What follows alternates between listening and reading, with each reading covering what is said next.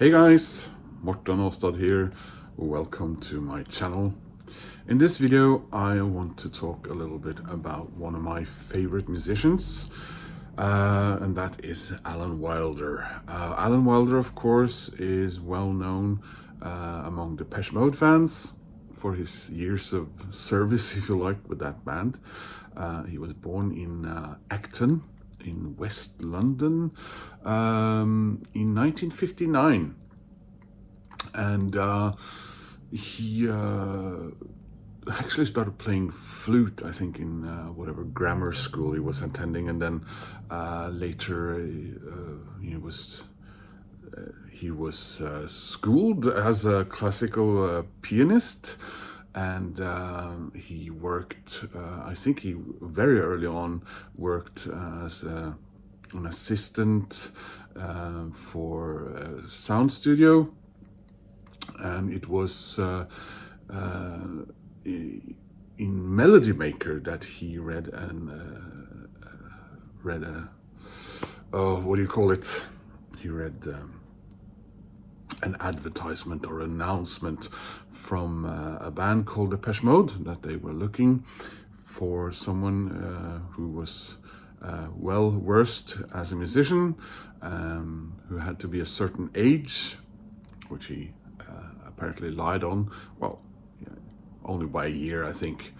And that's how he ended up, replacing is kind of a wrong word, I suppose, Vince Clarke, who of course left Depeche Mode after that first album and did some other projects, among them with Fergal Sharkey and of course Alison Moyet in Yazoo, before he started up the band he's been with since, more or less, Erasure. Depeche Mode did record a second album as a trio, and that was A Broken Frame. However, Alan was already in the mix, so to speak. So they decided not to record with Alan, maybe to prove a point, and it was meant to be joining them originally as a touring musician. And one of the evidences of him already being around is that you see him appearing in videos released for singles from an album he didn't participate in recording.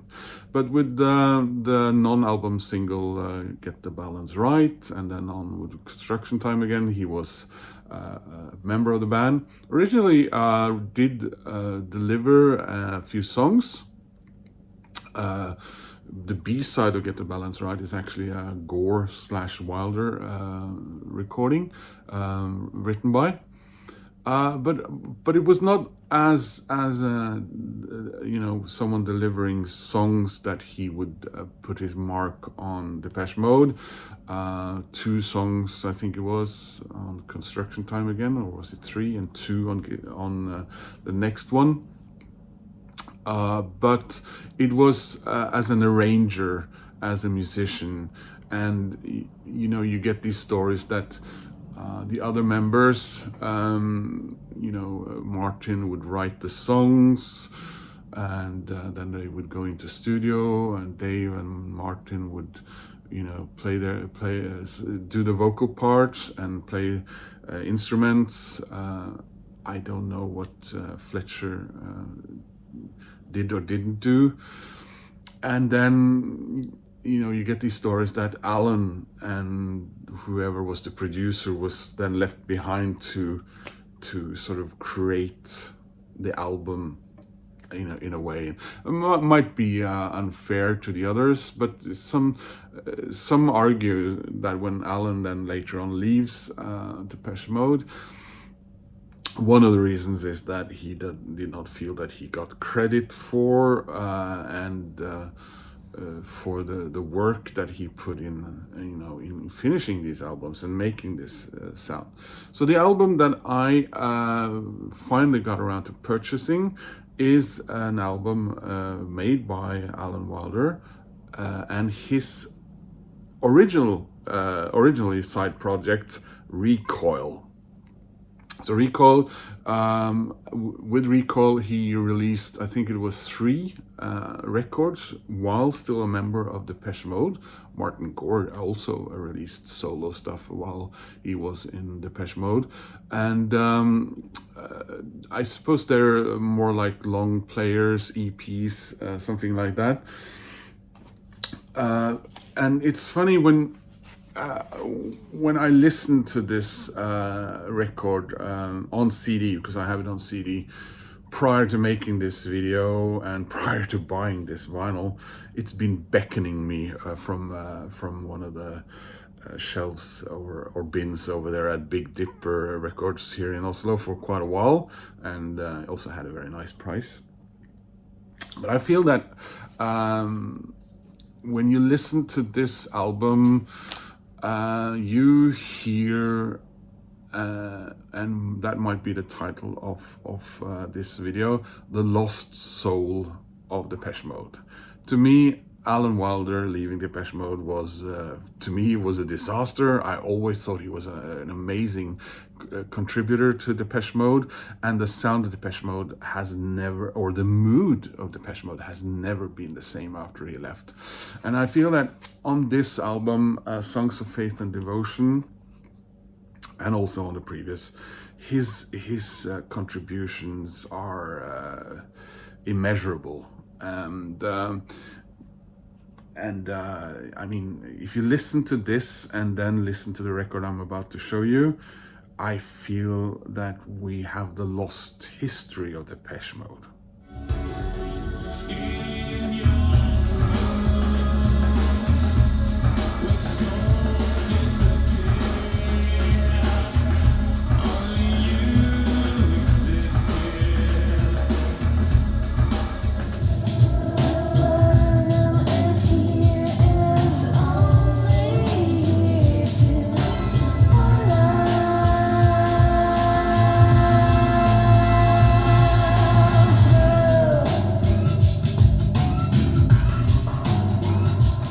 So of course the early 90s was not a happy time for Depeche Mode. Dave had his substance abuse problems, and you could also see in the way he changed his style and demeanor that he, I would say that he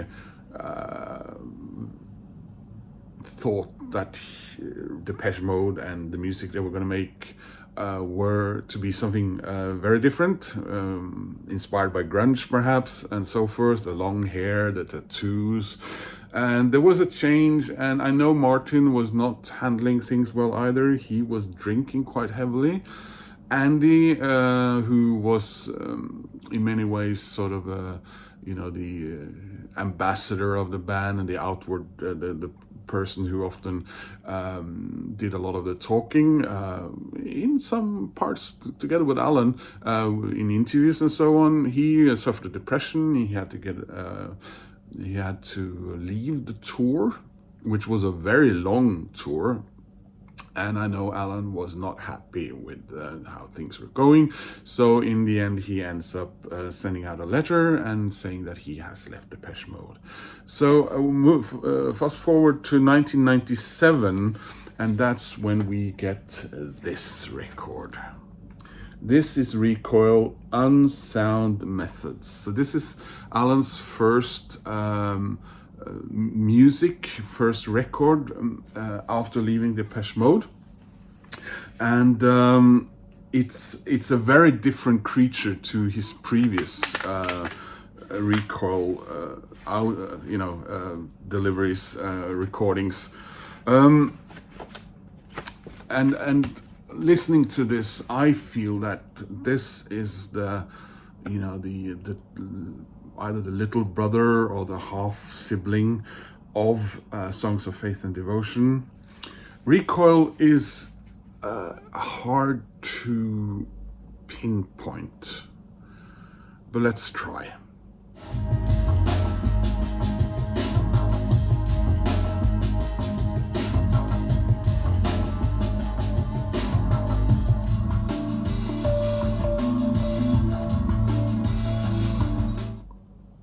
So with Recoil, you have the soundscape of an unmade movie in my view.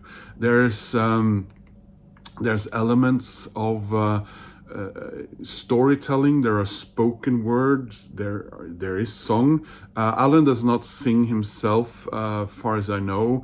There are hired guns for that. Some of those hired guns have even written some of the lyrics we hear, and you have this pounding, relentless sound and soundscape, electronic and industrial sounding things, but you also have cinematic ventures. There's a lot of closing my eyes and seeing landscapes when I hear Recoil, and then you have he ventures into moods from, I would almost say, world music, and there's gospel. There is definitely gospel going on here. So you get sort of your dark, one of these. I see a vast dark parking lot with these intermittent lights, but everything is black, and you got these two characters sitting in a van, smoking, waiting for something to go down. And like a David Lynch moment, something out of Lost Highway, or Wild at Heart, maybe something really upsetting about to happen. And it's not readily available or approachable music necessarily, but if you've built up a Depeche Mode DNA in your body over the years and you love Alan Wilder, it does help, and it makes it easier.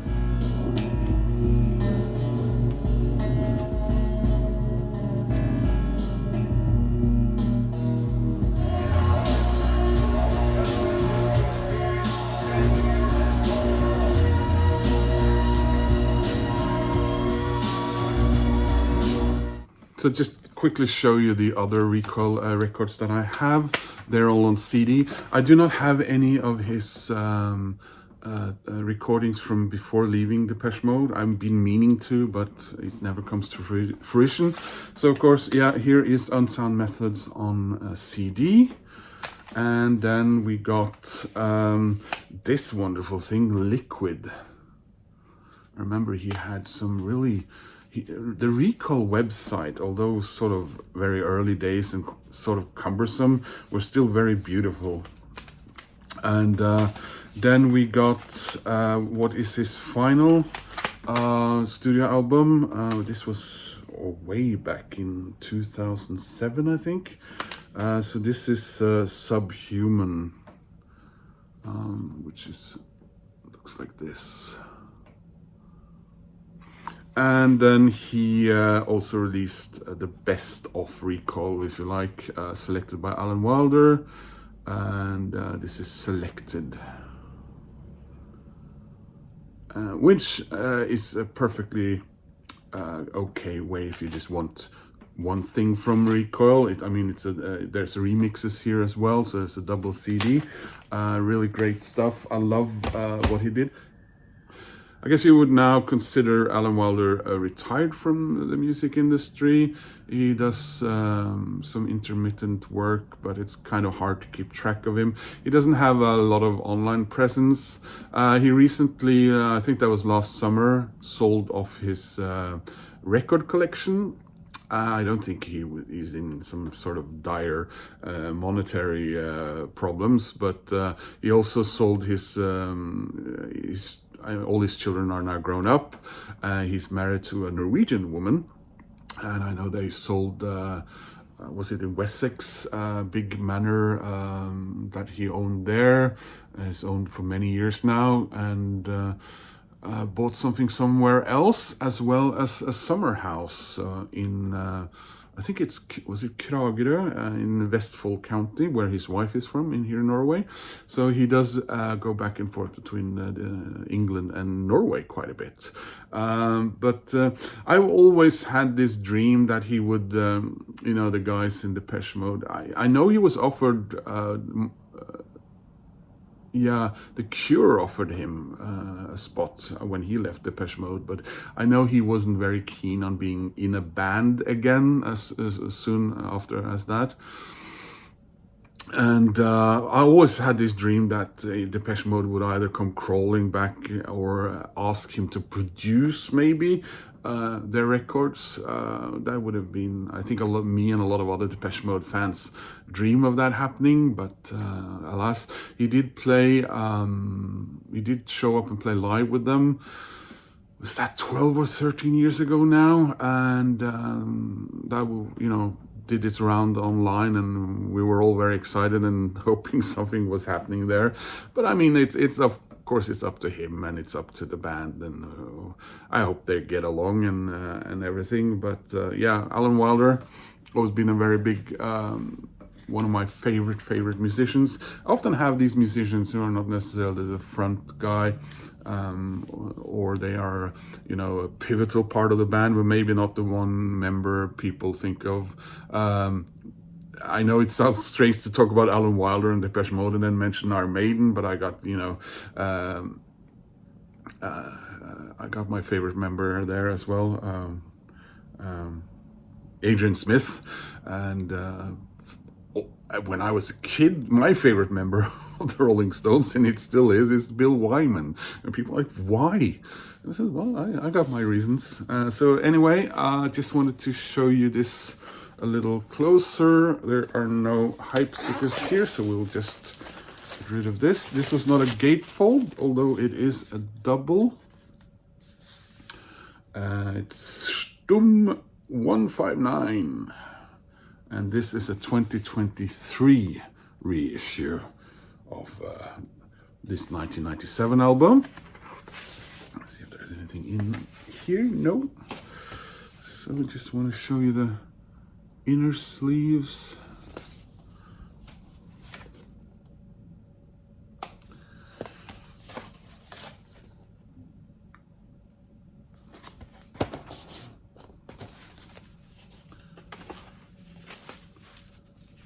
And the vinyl with a nice blue label.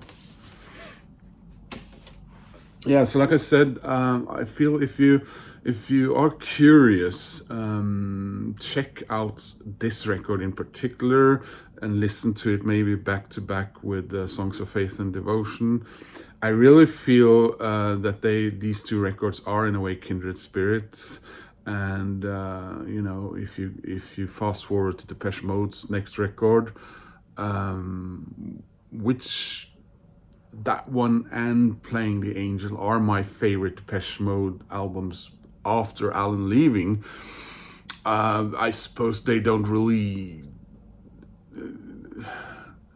bear much of any resemblance to Songs of Faith and Devotion, so it's definitely a closed chapter. But yeah, it's what we humans do, I suppose. We think what could have been, and listening to that 1997 Recoil album, and Alan knowing that what Alan had said about maybe, you know, in the next Depeche Mode album could have been so and so. It's an interesting thought experiment, I suppose, and that's what I kind of wanted to convey in this video. And I've been mulling it over and over, and I thought, no, just throw yourself out of it, because not least you have to open this record and finally get to listen to it, because I bought it a couple of weeks ago now. So that's what this video was for. It's a praise of Alan Wilder, who I just think it was and still is an amazing musician. And you know, it's a homage to the musicians in bands, who may or may not be the ones that are front and center, but still are so important to the music that we love, and may not be appreciated. But I feel that when it comes to Alan, it's so blatantly obvious, because you hear what Depeche Mode became after he left, and I've had some critics say that in previous videos when I'm talking about Depeche Mode that I go on about Alan Wilder, but to me it's just not been the same. I still love Depeche Mode, but every time I hear a Depeche Mode record, I became a Depeche Mode fan in 1984 when I was 13 years old, and you know, for the next 11 years, 10, 11 years, that was a very important band to me. And Alan leaving was really upsetting. And I remember I was also upset because I found out quite late, because we were still not, I was still not heavily into the internet yet. So I remember reading it somewhere, someone told me, yeah, no, he's left. And I was like, what? No. So anyway, guys, that was what I wanted to convey about this video. If you have any thoughts about Depeche Mode, Alan Wilder, if you know Recoil, or you end up listening to Recoil as having seen this video, that would be amazing, then please leave a comment, and please click like. That helps my channel, and if you want to subscribe, well, that makes me happy. Take care, guys. See you later. Bye. Vast is the worship of a luscious apparatus.